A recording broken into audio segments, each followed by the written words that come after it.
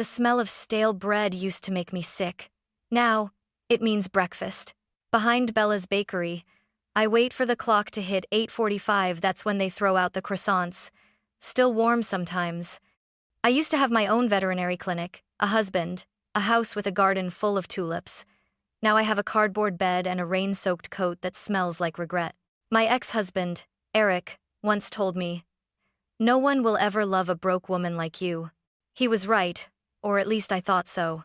That morning, as I reached into a dumpster for a half-eaten muffin, I heard footsteps. Not the shuffle of pity or disgust, but confident, expensive shoes clicking against wet pavement. "Excuse me," a deep voice said. "Are you Harper Lane?" When I nodded, he smiled. "Your great-aunt just died. She left you $97 million. And my world stopped breathing. I used to think I had it all figured out. My name is Harper Lane, 38 years old, and for most of my adult life, I believed hard work was enough to keep love, stability, and respect. I owned a small veterinary clinic on Maple Avenue in Seattle, not fancy, but mine. My husband, Eric Dalton, was a financial advisor, charming in public and calculating in private. People said we looked like the couple on a real estate billboard, polished smiles, perfect posture, the illusion of a perfect life. But perfection is fragile. It cracks quietly, and by the time you hear it, it's already breaking. It started with the whispers, "You're spending too much time at the clinic, Harper." Then the comparisons. "Why can't you be more like Jenna? Her husband just bought her a Tesla." I tried to explain that I wasn't chasing money, I was saving animals. But to Eric, compassion wasn't currency. The night everything ended, it was raining, the kind of Seattle rain that soaks through your bones. I came home after performing emergency surgery on a stray dog. Eric was packing. His suitcases were lined up like soldiers. "Where are you going?" I asked, still in my scrubs. "Somewhere with ambition," he said flatly. "You've built a life around wounded creatures. I need someone who builds a future." He didn't yell. He didn't even cry. He just left. And with him went the mortgage payments, the insurance on my clinic, the stability of a home. A month later, the bank called. Eric had withdrawn his share of our joint account, all of it. The clinic folded soon after. When the landlord changed the locks, I stood outside with a cardboard box of medical files, watching my name being scraped off the front window. Mom offered me her spare room in Portland, but she was recovering from surgery. I didn't want to be a burden. So I stayed in Seattle, sleeping in my car, telling myself it was temporary. Then the car broke down. I remember sitting inside it one night, rain drumming against the roof, my breath fogging the windows. My reflection looked like a ghost, the ghost of the woman who once believed love was a safety net. By week 3, I was on the streets, carrying a backpack with a few clothes and a photo of me and Eric on our wedding day. I wanted to hate him, but mostly, I hated myself for believing he'd stay when money ran out. People passed me without looking. I learned what invisibility felt like. Every night I whispered to the cold air, "Just one more day, Harper. One more day." I had no idea that someone, somewhere, had been watching my fall, waiting for the exact moment I would lose everything, just to offer me a chance to rebuild. It was early November, cold enough that my breath came out like smoke. I was crouched behind Bella's bakery, peeling the plastic off a discarded muffin when I heard footsteps. Not the heavy, hurried kind of a store clerk chasing me off, but slow, steady, deliberate, expensive shoes, polished leather clicking against wet pavement. "Excuse me," a calm voice said behind me. "Are you Harper Lane?" For a second, I froze, clutching the muffin like a weapon. No one had said my name in weeks. My heart thudded in my chest. "Who's asking?" I rasped. The man stepped closer, tall, silver hair combed neatly, navy coat pressed sharp. He didn't belong in this alley. He smelled like wealth and order, everything I'd lost. "My name is Harold Whitman, attorney at law," he said, offering me a card. "I've been looking for you." I stared at it. Whitman, Pierce, and Dalton. Manhattan. The letters gleamed gold. It looked too clean for my hands to touch. "You've got the wrong person," I muttered, backing away. "Whatever this is, I don't have money." "I'm not here to collect," he replied, his tone even. I'm here because of your great aunt, Evelyn Hart. The name made me blink. Evelyn, I'd heard it once or twice as a child, when Mom mentioned her eccentric aunt in New York. That woman had sent Christmas cards written in elegant cursive until I turned 18. Then silence. She passed away last month, Whitman continued. You've been named her sole heir. I laughed. It sounded harsh and hollow even to me. Heir? Look at me. I'm sleeping behind a bakery. He didn't flinch. Instead, he opened a sleek leather folder and pulled out a photo me, 5 years ago, standing in front of my veterinary clinic, smiling with my rescue dog, Clover. My clinic's logo, Harper Lane Animal Care, was visible behind me. This was taken in 2018, he said. Mrs. Hart kept detailed records of your life. She knew about your work, your divorce, and your current circumstances. I felt heat rise in my face. So she knew I'm homeless and didn't do anything? On the contrary, he said softly. She did everything. She left you her penthouse on Fifth Avenue, her yacht in Miami, her art collection, and her entire financial estate valued at approximately $97 million. The world spun. I grabbed the dumpster to steady myself. 97 million. There's a catch, right? I whispered. One condition, he confirmed, meeting my eyes. But it cannot be discussed here. Mrs. Hart left a recorded message in her penthouse. You'll need to travel to New York to hear it. And if I don't, then, in 72 hours, the entire estate passes to the alternate beneficiary, your ex-husband, Eric Dalton. I couldn't breathe. The man who destroyed me would get everything? Whitman adjusted his cufflinks. A car is waiting, he said gently. You can have a warm meal, a shower, and a decision to make. It's your move, Miss Lane. And just like that, the alley behind Bella's bakery, my last piece of normal, became the doorway to a life I didn't understand yet. I stared at Mr. Whitman, half expecting him to laugh and admit this was some elaborate prank. But his eyes were steady, professional, almost too calm for the chaos he'd just dropped into my life. $97 million. A penthouse. A yacht. Those words didn't belong anywhere near a woman with holes in her shoes and a stomach growling from hunger. You have 72 hours, he repeated. After that, the estate legally transfers to Mr. Dalton.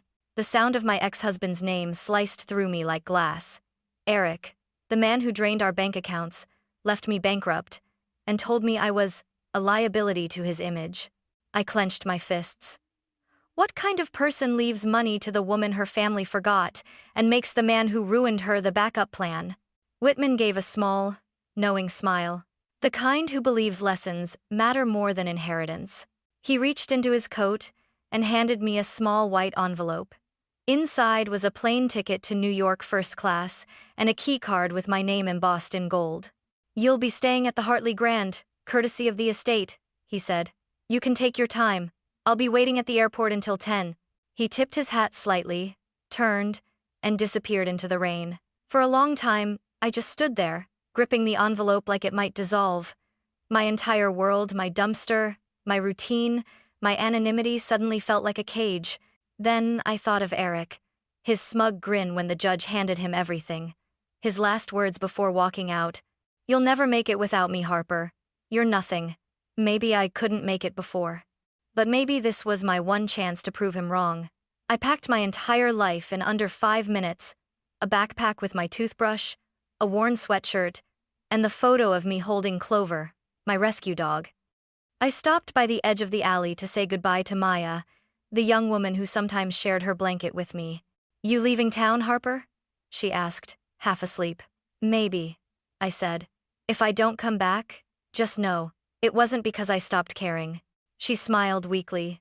Nobody leaves for good. We always circle back. Her words clung to me as I climbed into the black Lincoln parked by the curb. The driver nodded without a word, and soon the city I'd learned to survive in, the cold, wet, hungry city, started fading in the rearview mirror. At the airport lounge, I showered for the first time in months. Hot water poured over me like forgiveness. I watched layers of dirt swirl down the drain, taking fragments of my old life with it. When I looked in the mirror, I barely recognized the woman staring back. My hair was still damp, my skin pale, but clean. For the first time in a long time, I didn't look like someone the world had forgotten. I looked like someone about to start over. By the time the plane touched down in New York, my nerves were on fire. I'd spent the entire flight wondering what kind of condition could possibly be worth $97 million. Every scenario in my mind felt like a trap, a cruel joke, a test I was destined to fail. Mr. Whitman met me at the terminal, immaculate as ever, holding a sign that simply read, Miss Lane. Welcome to New York, he said. Mrs. Hart's penthouse awaits. The drive into Manhattan felt like entering another planet. Glass towers, gold-lit streets, doormen in uniforms polished to perfection. When we pulled up to the building on Fifth Avenue, I could barely breathe. The lobby smelled like money and marble. The elevator opened directly into the penthouse. It was enormous floor to ceiling, windows framing the city, soft jazz playing from invisible speakers, and paintings I recognized from museum catalogs. I caught my reflection in the glass. A woman in borrowed clothes standing in a palace that didn't belong to her. Whitman motioned toward a study, lined with books and family portraits. In the center stood a large mahogany desk and a sleek screen waiting to be played. This is Mrs. Evelyn Hart's private message, he explained. It will play once. I'll leave you alone. He closed the doors behind me. Silence filled the room. My hands shook as I pressed play. The screen flickered and there she was. A woman in her 80s, silver hair swept elegantly back, eyes sharp as glass. Even through the recording, she radiated power. Hello, Harper, she began, voice steady but soft. If you're watching this, you've hit the bottom. I know that feeling better than anyone. She leaned closer. In 1965, I was you, abandoned by my husband, broke, sleeping in my car near the Hudson. I survived because a stranger, a woman named Claire, took me in and gave me work. That kindness built my empire. But I never forgot the cold nights when no one saw me. I felt a lump rising in my throat. So here's the condition, she continued. To inherit my estate, you must help 100 women escape homelessness. Not by handing out cash, but by giving them a real chance. Housing, medical care, jobs, dignity. You'll have 5 years to do it. My pulse pounded in my ears. If you refuse, Evelyn said, or fail to complete it, the estate will go to your ex-husband, Eric Dalton. My jaw tightened. That man would live off the ruins of my life? Never. I chose you, Harper, because you understand pain, and because empathy is the rarest form of wealth. The video paused for a breath, then her tone softened. Prove me right. The screen went black. I stood there, trembling, surrounded by silent luxury that now felt like a battlefield. 5 years, 100 women, $97 million, and one man I refused to let win again. I sat in that silent penthouse for a long time after the video ended. The city glittered below like 1,000 tiny promises, and for the first time in years, I wasn't sure whether to cry or laugh. 100 women, 5 years, $97 million. It sounded impossible, and yet, impossibility was all I'd known lately. When Mr. Whitman returned, he studied me quietly. So, Miss Lane, he said, do you accept your aunt's condition? I took a deep breath. I do, but I'll need help. Then let's start there. Within a week, the Evelyn Hart Foundation was born. Whitman helped me establish the legal framework, set up the accounts, and hire an accountant who looked at me like I was a fraud until he saw the trust documents. The first time I walked into the foundation's rented office, a converted storefront in Queens, I almost laughed. A cracked floor, flickering fluorescent light, one desk, 2 chairs, and a flickering neon sign that still read, for lease. But it was mine, a beginning. I found my first partner purely by chance. On my second day, as I handed out sandwiches near a shelter, I recognized a face I'd seen in the bakery alley months ago, Maya Torres, the young woman who once shared her blanket with me. Her hair was tangled, her eyes dull from exhaustion, but when she saw me, her mouth fell open. Harper, you look different. So do you, I said softly. Come with me. I have something I need help building. She hesitated. I don't do charity work. Good, I said. Neither do I. I told her about Evelyn's condition, how the mission wasn't to save people but to empower them. Maya listened, cautious but curious. When I offered her a job as my assistant, she stared at me for a full minute before whispering, "You're serious?" "I am. Because I was where you are." That was the first yes of many. Within 3 months, we had helped our first 5 women, providing small apartments, counseling, and part-time work through local clinics. It wasn't glamorous. Some relapsed into addiction, some disappeared after a week. But a few stayed, and those few gave me strength to keep going. Every night, I returned to the penthouse Evelyn had left me, staring at her portrait above the fireplace. I imagined her voice. Empathy is the rarest form of wealth. Some nights, I wanted to quit. I didn't know how to heal 100 broken lives when I was still gluing the pieces of mine together. But each morning, Maya would show up with 2 cups of coffee and a tired smile. 5 down, 95 to go, she'd say. And somehow, that was enough. Because for the first time since Eric left me, I wasn't surviving, I was building. 3 years passed faster than I could count. The Evelyn Hart Foundation had grown from 1 cracked office into 4 bustling centers across New York. We'd helped 62 women rebuild their lives. Women who'd once slept in bus stations, now managing cafes, working in hospitals, or studying again. Every success felt like a small miracle, but miracles have a way of drawing out ghosts. One morning, Mr. Whitman called. "Miss Lane," he said gravely, "your ex-husband has filed a petition to challenge your inheritance." For a moment, I thought I'd misheard him. "Eric?" "Yes. He claims Evelyn Hart's condition was coercive, and that you're mismanaging the estate for personal gain." My throat went dry. Eric's voice from years ago came back to me. "You'll never make it without me." 2 days later, I saw him again. He arrived at my office wearing a custom gray suit, a gold watch flashing under the fluorescent lights. Beside him was a much younger woman who looked like a magazine model. Eric smirked the way he used to when he wanted me to feel small. "You've done well for yourself, Harper," he said, glancing around the busy office. "Never thought you'd be able to handle this kind of money." "It's not mine," I replied. "It's for the women who need it." "Of course," he said, feigning sympathy. "But the way I see it, you wouldn't have had any of this, if not for our marriage. Technically, I introduced you to the Hart family." I crossed my arms. "You introduced me to misery." His grin sharpened. "I'm contesting the will. If you fail that ridiculous condition, the entire estate reverts to me. Maybe I'll run it better." For the first time in years, anger burned through my calm facade. "You left me to rot, Eric. You told me I was worthless. You don't get to own the story of my redemption." He chuckled. "We'll see what the court says." The following weeks were chaos: auditors inspecting every file, reporters knocking on my door, whispers that the homeless heiress was a fraud. I could feel the foundation wobbling under the weight of Eric's smear campaign.